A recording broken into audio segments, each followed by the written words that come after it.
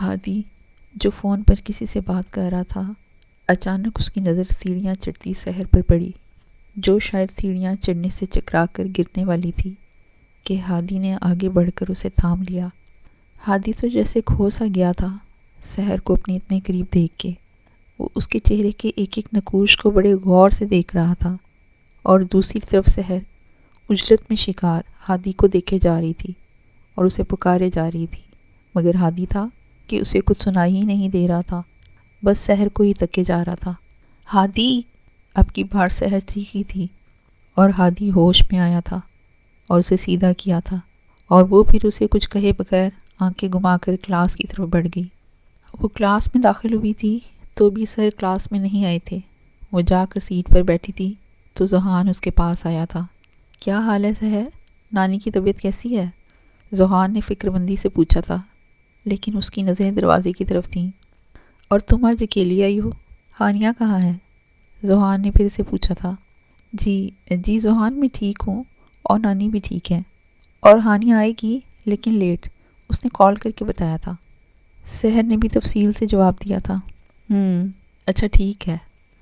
وہ بھی کچھ اور پوچھتا کہ سر کلاس میں آگے تھے اور وہ اپنی جگہ پر چلا گیا تھا۔ ہادی گراؤنڈ میں تھا جب ہانیہ کی نظر اس پر پڑی تھی۔ وہ 10 بجے یونی آئی تھی اور اب کلاس ختم ہونے میں 1 گھنٹہ باقی تھا، تو وہ اسی کی طرف چلی آئی تھی۔ پاس پہنچ کر وہ اس کے سامنے ہی نیچے گھاس پر بیٹھ گئی تھی۔ کیا ہوا؟ تم کلاس میں نہیں گئے؟ ہانیہ نے اسلام کے بعد پوچھا تھا۔ ہاں، میں بہت اداس ہوں یار، وہ مر گئی، ہادی نے بالکل سنجیدگی سے کہا تھا۔ کون؟ کس کی بات کر رہے ہو؟ کیا تم نے ناول نہیں پڑھا؟ ہادی نے الٹا اس سے سوال کیا تھا۔ اوہ، تم ملیحہ کی بات کر رہے ہو یار۔ اس کو نہیں مرنا چاہیے تھا، مجھے بہت رونا آیا تھا، کتنا برا ہوا نا دونوں کے ساتھ۔ وہ بھی اب باقاعدہ اداس ہو چکی تھی۔ وہ دونوں ایسے ہی تھے، کرداروں کے غم پہ بھی اداس ہونے والے۔ ابھی وہ دونوں کچھ اور بات کرتے کہ ذوحان اور سحر بھی ان کے پاس ہی چلے آئے تھے۔ اوہو، تم دونوں یہاں ہو؟ وہ سر نے پروجیکٹ کا بتا دیا ہے، چلو یہاں بیٹھ کر ہی ڈسکس کر لیتے ہیں، کیا خیال ہے؟ ذوحان نے سب سے پوچھا تھا۔ سب نے ہی اس بات میں سر ہلایا تھا اور وہ دونوں بھی بیٹھ گئے تھے۔ وہ چاروں پروجیکٹ ڈسکس کرنے کے لیے یونی گراؤنڈ میں ایک ساتھ بیٹھے تھے جب سحر نے نوٹ کیا کہ کب سے صرف وہ اور ذوحان ہی بولے جا رہے تھے اور ہانیہ اور ہادی خاموش تھے، جو کہ ناممکن سی بات تھی۔ سحر نے ذوحان کو اشارہ کیا کہ ان دونوں کو دیکھو کیا ہوا ہے۔ ذوحان نے ہادی کو اور سحر نے ہانیہ کو ٹھوکا مارا تو وہ دونوں ہوش میں آئے اور ایک ساتھ بولے کہ تنگ نہ کرو یار۔ سحر اور ذوحان چونکے کہ یہ کیا تھا۔ آخر ذوحان سے رہا نہ گیا اور پاس پڑی پانی کی بوتل ہادی پہ الٹا دی۔ اس طرح ہادی بلبلا اٹھا تھا۔ او الو، یہ کیا کیا؟ تیرا دماغ تو سیٹ ہے؟ میرا تو سیٹ ہے، تو اپنا بتا کیا ہوا ہے؟ یہ اتنی دیر سے تم دونوں خاموش منہ لٹکائے کیوں بیٹھے ہو؟ ذوحان اونچی آواز میں بولا۔ ہائے، کیا بتاؤں یار تجھے، سچ سے بتا کیا ہوا ہے؟ ذوحان داڑا۔ ہادی نے رونے والی شکل بنائی۔ یار وہ ملیحہ مر گئی، مجھے اس سے محبت ہو گئی تھی لیکن وہ مر گئی یار۔ ملیحہ؟ اب کی بار سحر بولی۔ وہ جو ناول پڑھ رہے تھے نا ہم، اس ناول کی ہیروئن۔ اب ہانیہ نے بھی بعد میں انٹری ماری۔ کیا؟ سحر اور ذوحان دونوں اکٹھا بولے۔ یہ اتنی دیر سے تم دونوں اس لیے اداس اور خاموش بیٹھے تھے؟ ذوحان نے ہادی اور ہانیہ دونوں کی طرف دیکھتے ہوئے کہا، اور دونوں نے اس بات میں سر ہلایا اور پھر سے اداس ہو گئے۔ ذوحان نے خونخوار نظروں سے ہادی کو دیکھا اور چلایا، ہادی! اور ہادی کو اپنا نام ذوحان کے منہ سے سننے کی دیر تھی کہ ہادی نے یونی گراؤنڈ میں دوڑ لگا دی اور ذوحان اس کے پیچھے پیچھے۔ یہ سین سحر اور ہانیہ کے ساتھ ساتھ پوری یونی دیکھ کر مسکرا رہی تھی کہ دونوں پھر شروع ہو گئے۔ آئے دن ہادی کوئی نہ کوئی ایسا کام کر دیتا کہ ذوحان اس کے پیچھے پیچھے پوری یونی میں بھاگتا اسے مارنے، لیکن ہمیشہ ہی ہادی معصوموں والی شکل بنا کر ذوحان سے معافی مانگتا ہوا چل پڑتا۔ بس کر دے، سوری پلیز، اب تیری بات سنوں گا۔ ذوحان، میں چھوٹا ہوں تجھ سے، سوری پلیز مارنا مت۔ وہ آگے بھاگتے ہوئے بول رہا تھا اور ایک جگہ گھٹنوں کے بل بیٹھ گیا تو ذوحان کو بھی بریک لگی تھی۔ اب اگر تو نے ناول کے بارے میں سوچا نا تو میں نے تیرا قتل کر دینا ہے۔ فائنل پروجیکٹ ہے ہادی، سیریس ہو جا۔ اچھا میری جان، جو آپ کا حکم۔ ہادی نے پھر شرارت کر کے سر جھکایا تھا اور ذوحان پھر سے چڑ کے اس کی طرف بڑھا تھا۔ اچھا سوری نا، اب چل۔ ہادی نے اسے اپنی طرف بڑھتے دیکھ کر ہاتھ اٹھائے تھے۔ نانی ابھی دوپہر کا کھانا اور دوائی کھا کر لیٹی ہی تھی کہ رقیہ نے کسی کے آنے کی خبر دی تھی۔ بی بی جی، کوئی ملنے آیا ہے آپ سے، میں نے ڈرائنگ روم میں بٹھا دیا ہے۔ اچھا تم چلو، میں آتی ہوں۔ نانی کو لگا کہ کوئی محلے کی عورت ہوگی جو ان سے ملنے آئی ہوگی، اس لیے اٹھ کے گئی تھیں، لیکن دروازے پر پہنچ کر انہیں جھٹکا لگا تھا۔ وہ تو وہی تھا، رشید ملک، حافظ آباد کا گنڈا، بڑی بڑی مونچھیں، سر پہ بال بھی نہیں تھے اور شکل پہ بھی عجیب وحشت چھائی ہوئی تھی۔ ارے آئیے اماں جی، آپ تو ہسپتال ہی پہنچ گئی میری باتیں سن کر۔ اتنا بھی کیا ڈرنا بھائی، آپ کا داماد ہوں ہونے والا۔ آپ نے سر سے بات تو نہیں کی ہوگی، تو سوچا ایک دفعہ پھر آپ کو کہہ دوں، ورنہ شہر کی جامعہ زیادہ دور نہیں یہاں سے، یہ تو آپ جانتی ہیں۔ وہ بات ختم کر کے عجیب خباثت سے ہنسا تھا، لیکن نانی نے ایک لفظ نہیں بولا تھا۔ وہ اس گندے شخص سے بات بھی نہیں کرنا چاہتی تھیں، لیکن انہوں نے سوچ لیا تھا آج ہی وہ رمیز کے ماں باپ سے بات کریں گی۔ سمجھ تو آ گئی ہوگی، رشید ملک نے کہا تھا، اور اس کی آواز نے نانی کو سوچوں سے باہر نکالا۔ آؤں گا پھر 3-4 دن تک اپنی امانت کو اپنے نام کرنے۔ انتظار کریے گا نانی جی، یہ کہہ کر وہ چلا گیا تھا، لیکن نانی وہاں ہی بیٹھ گئی تھیں۔ وہ جانتی تھیں کہ یہ شخص کتنا خطرناک ہے، نہ جانے کتنے ہی جرائم کر چکا ہے، کتنی ہی لڑکیوں کی عزتیں برباد کر چکا ہے، اور اثر و رسوخ والا ہے کہ پولیس بھی اس کا کچھ بگاڑ نہیں سکتی۔ انہوں نے سوچ لیا تھا کہ شہر کے آتے ہی وہ رمیز کے ماں باپ سے بات کریں گی۔ وہ چاروں اس وقت کیفے میں بیٹھ کر اپنے پروجیکٹ کی ڈسکشن کر رہے تھے۔ چلو یہ تو ڈن ہو گیا کہ ہم لوگ یہ کام کرنے مری جائیں گے، وہاں ہمیں کافی اچھی جگہیں بھی مل جائیں گی ڈاکیومنٹری کے لیے، اور دوسرا یہ کہ کافی سیاح ہوں گے، انٹرویو بھی انہی کا کر لیں گے۔ کیا خیال ہے؟ ذوحان نے بات کے آخر میں تینوں سے رائے لینی چاہی۔ ٹھیک ہے، ڈن کرتے ہیں، مری صحیح رہے گا، میرے اور سحر کے لیے بھی آسانی رہے گی۔ کیوں سحر؟ ہانیہ نے اب بات کے آخر میں سحر سے پوچھا، تو اس نے بھی اسبات میں سر ہلایا تھا۔ چلو ٹھیک ہے، پھر تم دونوں پہلے گھر میں بتاؤ، پھر ٹائمنگ کا ڈیسائیڈ کر لیں گے۔ میں شام میں ہانیہ سے پوچھ لوں گا۔ ذوحان نے سب کو آگاہ کیا تھا۔ ہاں ٹھیک ہے، اب ہمیں چلنا چاہیے۔ چلو سحر۔ ہانیہ بیگ لے کر کھڑی ہوئی تھی اور سحر بھی ساتھ میں کھڑی ہوئی تھی۔ ٹھیک ہے، اللہ حافظ، ذوحان نے ان سے کہا، اور ہادی نے آنکھ کے اشارے سے کچھ کہا تھا، جسے سمجھ کر وہ بھی کھڑا ہو گیا۔ چلو ہادی، اب گاڑی نکالتے ہیں، وہ لوگ آگے نکل گئی ہوں گی، ذوحان نے ہادی سے کہا جو ڈرائیونگ سیٹ پر بیٹھا ہوا تھا۔ ہاں ٹھیک ہے، ہادی کہتا ہوا گاڑی نکالنے لگا۔ ہادی نے ذوحان کو کیفے میں اشارے سے کہا تھا کہ سحر کو گھر تک چھوڑ آتے ہیں تاکہ انہیں کوئی مسئلہ نہ ہو اور نہ ہی انہیں پتہ چلے، اس لیے وہ لوگ ان دونوں کے تھوڑا آگے جانے کا ویٹ کر رہے تھے۔ ہادی نے بھی گاڑی سٹارٹ کر کے ہانیہ کی گاڑی کے پیچھے موڑی تھی، لیکن اس طرح کہ ان کی گاڑی ہانیہ کے لوگوں کو نظر نہ آئے۔ ہانیہ نے گاڑی سحر کے گھر کے آگے روکی تھی۔ سحر دروازہ کھول کے اتری تھی اور ہانیہ کی طرف مڑی تھی۔ ہانیہ اندر آؤ، نانی سے نہیں ملو گی؟ سحر نے اپنا بیگ پہنتے ہوئے ہانی سے پوچھا تھا۔ یار سحر، 3 تو ہو گئے ہیں اور آج جلدی گھر جاؤں گی، گھر پھپھو آئی ہوئی ہیں، صبح بھی اسی وجہ سے لیٹ ہو گئی تھی، تم نانی کو سوری کر دینا، صبح پکا میں ان سے مل کر ہی جاؤں گی یونی، ہانیہ نے سحر کو بتایا، جسے سن کر اس نے اسبات میں سر ہلایا اور پھر اسے اللہ حافظ بول کر اندر چلی گئی، اور پھر ہادی نے بھی سحر کو اندر جاتا دیکھ کر گاڑی اپنے گھر کی طرف موڑ لی تھی۔ بابا، پھپھو کیا کہہ رہی تھیں آپ سے؟ وہ ہانی کے بارے میں کچھ کہہ رہی تھی نا؟ احتشام نے عثمان صاحب سے پوچھا تھا جو کوئی فائل پڑھ رہے تھے۔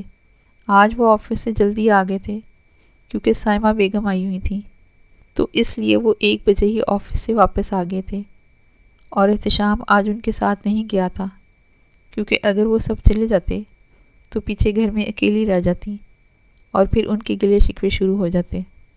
ہاں کچھ نہیں، بس ویسے ہی، انہوں نے فائل بند کرتے ہوئے کہا تھا۔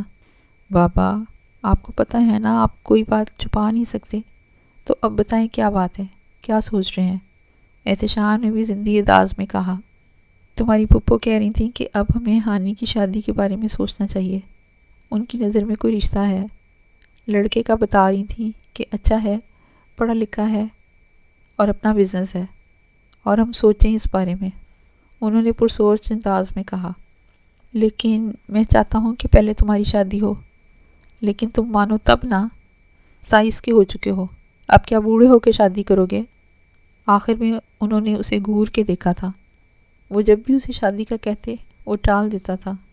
ارے بابا، آپ پریشان نہ ہوں، اور ہانی کا BS تو کمپلیٹ ہونے دیں، پھر اس کے بعد سوچیں گے، اور پھر ہانی کی شادی کے بعد آپ جب کہیں کہ میں شادی کر لوں گا، پکا پرومس، اور آپ ہانی کو اس بارے میں نہ بتائیے گا، وہ پریشان ہوگی۔ احتشام عثمان صاحب کو معصومیت سے بولا۔ انہوں نے مسکرا کر اس کے بال خراب کیے تھے، اور اسی وقت ہانیہ بھی گھر میں داخل ہوئی تھی۔ چلو اچھا ٹھیک ہے، نہیں بتاتا۔ ارے واہ، آج تو بڑا پیار ہو رہا ہے باپ بیٹے میں، اور مجھے بھول گئے آپ؟ ہانیہ بھی صوفے پہ بیٹھتے ہوئے ناراضگی سے بولی۔ ہاں، ابھی پاپا وہی کہہ رہے تھے کہ ہانیہ نہیں ہوتی تو گھر میں سکون رہتا ہے، ورنہ تو بول بول کے سر میں درد کر دیتی ہے۔ احتشام نے اسے چھیڑا تھا۔ اس نے روحان سی ہو کر کہا، بابا دیکھیں نا شام کو، یہ ہمیشہ ایسے ہی کرتے ہیں۔ عثمان صاحب نے اسے اپنے ساتھ لگایا تھا۔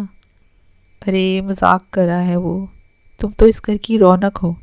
اب اٹھو جلدی سے فریش ہو کر آؤ، میں نے خود تمہارے لیے اپنے ہاتھوں سے بریانی بنائی ہے آج۔ عثمان صاحب نے بھی اسے بہلاتے ہوئے کہا تھا۔ وہ دیوانی تھی بریانی کی۔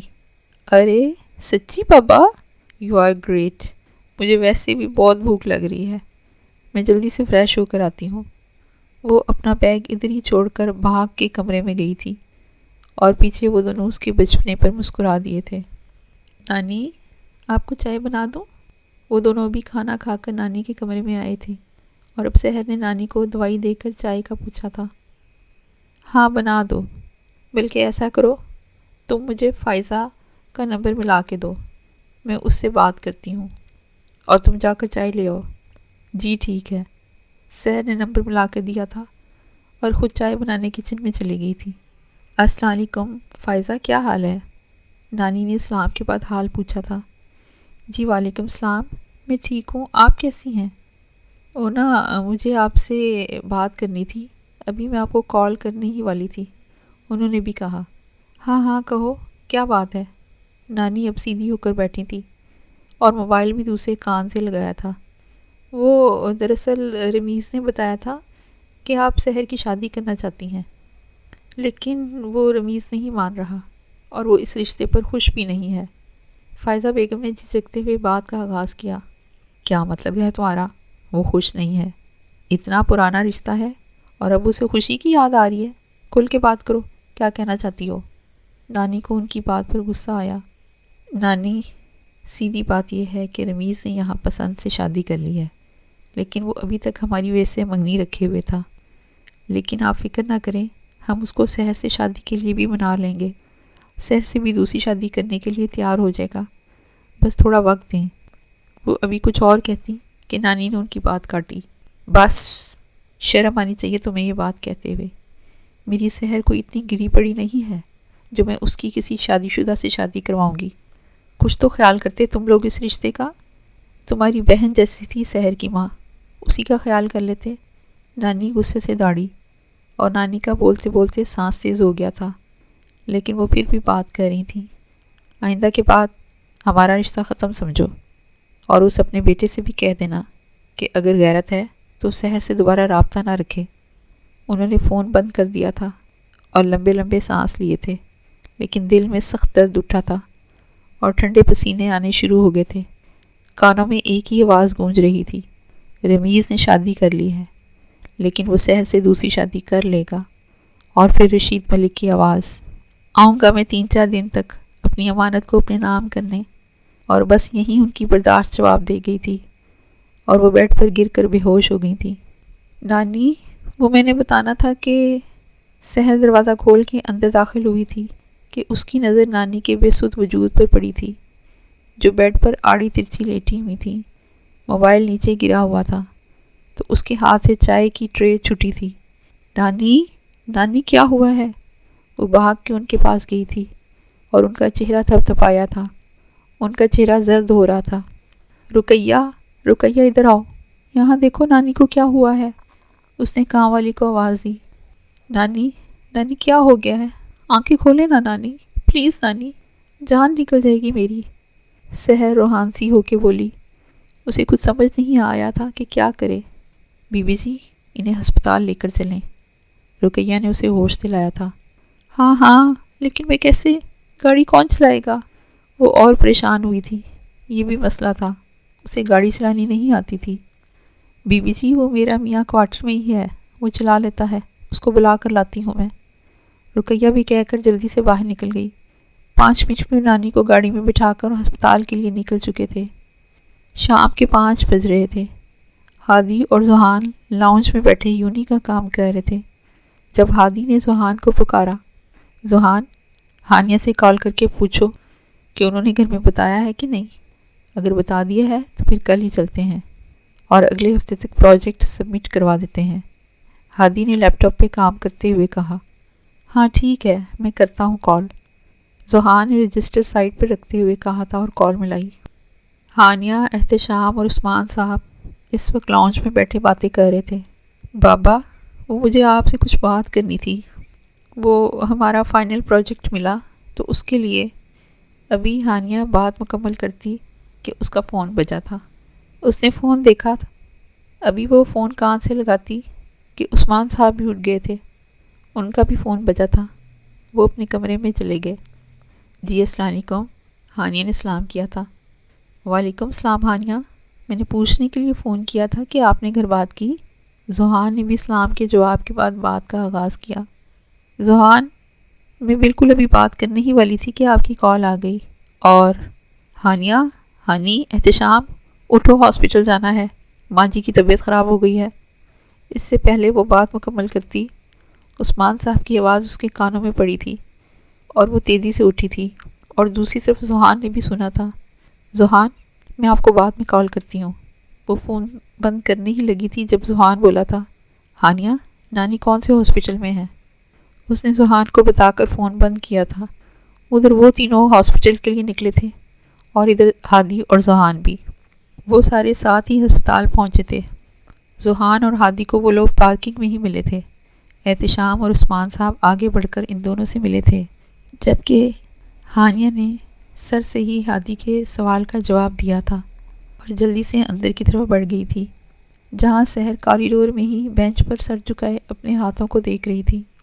دوپٹہ سر سے سرک کے کندھے پر تھا، بالوں کا جوڑا بنا ہوا تھا جن میں اب آدھے بال بکھرے ہوئے تھے، لباس بھی شکن آلود، وہ اجڑی ہوئی حالت میں تھی۔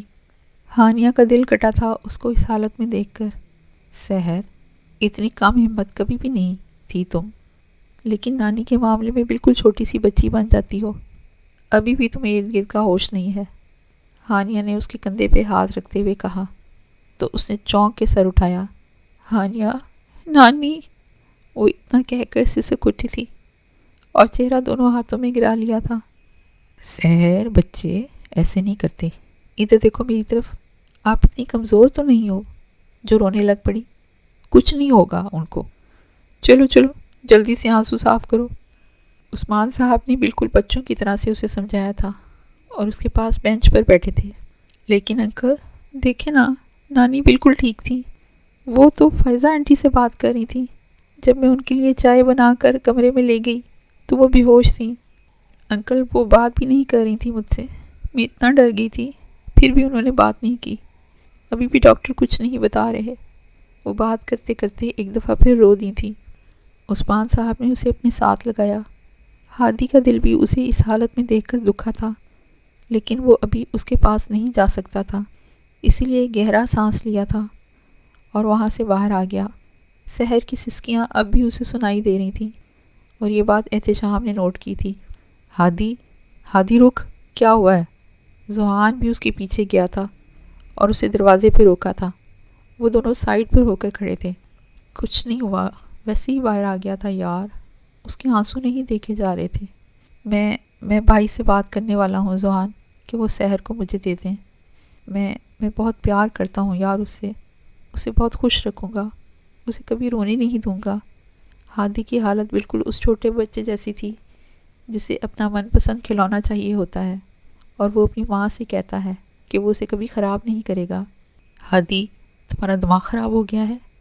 ہوش میں ہو تم؟ ابھی حالات کیا ہیں اور تم یہ بات کر رہے ہو؟ حالات صحیح بھی ہوتے تو میں تمہیں کبھی اس بات کی اجازت نہ دیتا۔ ہادی، اس کی شادی ہونے والی ہے، آئندہ اس طرح کی خرافات اپنے دماغ میں مت لانا، اور اگر تم نے کبھی ایسی بات کی تو میں کبھی تم سے بات نہیں کروں گا۔ ذوحان نے بھی غصے میں کہا تھا۔ وہ اسے بازوؤں سے پکڑ کر جھنجھوڑ رہا تھا اور ہادی نے سر جھکا لیا تھا۔ اب جب دماغ سے یہ خرافات نکل جائے تو اندر آ جانا، ورنہ ضرورت نہیں ہے۔ ذوحان نے غصے سے اس کے بازو چھوڑے تھے اور خود اندر کی طرف بڑھ گیا تھا، جبکہ ہادی نے بے بسی سے چہرے پہ ہاتھ پھیرا تھا۔ نانی کو ہوش آ گیا تھا اور اب وہ سب نانی کے پاس بیٹھے تھے جب ہادی بھی اندر داخل ہوا تھا۔ احتشام اور ذوحان دونوں نے اسے دیکھا تھا، جبکہ وہ انہیں دیکھ کر ہلکا سا مسکرایا تھا۔ کیا حال ہے نانی؟ کیسی طبیعت ہے اب آپ کی؟ لگتا ہے آپ کو ہسپتال کچھ زیادہ ہی پسند آ گیا ہے، ہادی نے نانی کے پاس بیٹھتے ہوئے شرارت سے کہا، اور سحر نے اس کی بات پر منہ بسورا تھا، جیسے کہہ رہی ہو نانی میری ہے، تم ایویں فری ہو رہے ہو۔ ارے نہیں بیٹا، بس تھوڑے سے چکر آ گئے تھے، تو کہیں بے ہوش ہو گئی بس۔ یہ تو پاگل ہے، ویسے ہی سب کو پریشان کر دیا، انہوں نے سحر کو دیکھتے ہوئے مسکرا کر کہا۔ جی، آپ کو پتہ ہے آپ 3 گھنٹے بے ہوش رہی ہیں نانی، میری تو جان نکال دی تھی، سحر نے نانی کے کندھے پر سر رکھتے ہوئے کہا۔ نانی نے بھی پیار سے اس کے سر پہ ہاتھ پھیرا تھا۔ اچھا چلو سحر ہانیہ، تم لوگ میرے ساتھ، ہم ڈاکٹر سے بات کر کے آتے ہیں اور تم لوگوں کو کچھ کھلا پلا بھی لاتا ہوں، عثمان صاحب نے ان دونوں سے کہا اور خود باہر نکل گئے، جبکہ وہ دونوں بھی ان کے پیچھے نکل گئی تھیں، اور اب کمرے میں تینوں رہ گئے تھے اور نانی۔ احتشام نے ان کے پاس بیٹھ کر ان کے ہاتھ اپنے ہاتھوں میں لیے تھے۔ آپ نے پھر ٹینشن لی ہے نا؟ لیکن ڈاکٹر نے کہا کہ کوئی ٹینشن نہیں لینی، اور آپ نے پھر ٹینشن لی اور بے ہوش ہوئی، حالانکہ میں نے کہا تھا نا کہ آپ کو کوئی ضرورت نہیں ہے سحر کے لیے فکر مند ہونے کی۔ کیا آپ کو یقین نہیں ہے میرے اوپر؟ احتشام نے نانی کو دیکھتے ہوئے سوال کیا، اور نانی نے آنکھیں بند کر دی تھیں۔ ایسا نہیں ہے شامی پتر، پتہ نہیں میری سحر کی قسمت میں کیا لکھا ہے، سمجھ نہیں آ رہا کیا کروں گی اب۔ ایک اس رشید ملک کا عذاب، اور پھر رمیز نے، اس سے آگے انہوں نے بات چھوڑ دی تھی، اور احتشام کو ایک دم سحر کی بات یاد آئی تھی کہ وہ فائزہ آنٹی سے بات کری تھی۔ کیا ہوا نانی؟ کیا کیا رمیز نے؟ اور آپ نے تو فائزہ آنٹی سے بات کی تھی نا، تو کیا کہا انہوں نے؟ احتشام نے پھر سے نانی سے پوچھا، اور نانی نے اسے ساری بات بتائی تھی، جسے سن کر اس کے ماتھے پر شکنیں پڑی تھیں، اور حیران تو ہادی اور ذوحان بھی ہوئے تھے، اور نانی ساری بات بتا کر چپ ہوئی تھی۔ کون کرے گا میری سحر سے شادی؟ شامی پتر، وہ کمینہ پھر آ کر کہہ کے گیا ہے کہ وہ 3-4 دن تک آ کر سحر کو لے جائے گا۔ میں کیا کروں، کچھ سمجھ نہیں آ رہا۔ نانی نے باقاعدہ رونا شروع کر دیا تھا۔ نانی، آپ روئیں تو نہیں، میری نظر میں ہے ایک لڑکا، اگر آپ کہیں تو میں بات کرتا ہوں۔ شام کی بات پر ہادی نے جھٹکے سے اسے دیکھا تھا، اور نانی نے بھی پر امید نظروں سے شام کی طرف دیکھا تھا۔ مجھے پورا یقین ہے پتر، تو سحر کے لیے کوئی غلط فیصلہ نہیں لے گا۔ اس سے پہلے ہادی کچھ کہتا، نانی نے احتشام سے کہا تھا، ہادی ظہور خان، کرو گے میری بہن سے شادی؟ اس سے پہلے ہادی کچھ کہتا، احتشام کی سنجیدہ آواز گونجی تھی، اور ہادی نے ایک جھٹکے سے اسے دیکھا تھا، اور یہی حالت نانی اور ذوحان کی بھی تھی۔ ہادی اور ذوحان جب باہر گئے تھے تب احتشام بھی ان کے پیچھے آیا تھا۔ اسے لگا تھا وہ لوگ جا رہے ہیں تو وہ انہیں باہر تک چھوڑ آتا ہے، لیکن جب وہ دروازے کی طرف مڑنے لگا تب اسے ہادی اور ذوحان کی باتیں سن لی تھیں۔ ابھی وہ آگے بڑھ کر ہادی سے کچھ کہتا، اس سے پہلے ہانیہ نے اسے بتایا تھا کہ ہانی کو ہوش آ گیا ہے، تو وہ وہاں سے مڑ گیا، لیکن یہ سوچ لیا تھا کہ ہادی سے بات ضرور کرے گا۔ شام، یہ کیا کہہ رہے ہو؟ یہ کیوں کرے گا؟ میں نہیں چاہتی کہ کوئی سحر سے ہمدردی میں شادی کرے۔ نانی کو لگا تھا کہ وہ ہمدردی میں سحر سے شادی کرنے کے لیے ہاں کر دے گا۔ اس سے پہلے کہ نانی کچھ اور کہتی، ہادی نے ان کی بات کاٹی تھی۔ میں سحر سے پیار کرتا ہوں نانی، اگر مجھے سحر کے رشتے کا علم نہ ہوتا تو میں اب تک آپ سے بات کر چکا ہوتا رشتے کی۔ کیا نانی ہادی کے رشتے کو ہاں کہے گی؟ کیا ہادی کی ہانی اس رشتے کو قبول کرے گی؟ کیا رشید ملک آرام سے اس بات کو تسلیم کرے گا؟ یہ سب جاننے کے لیے اس ویڈیو کو لائک کریں، چینل کو سبسکرائب کریں۔ شکریہ۔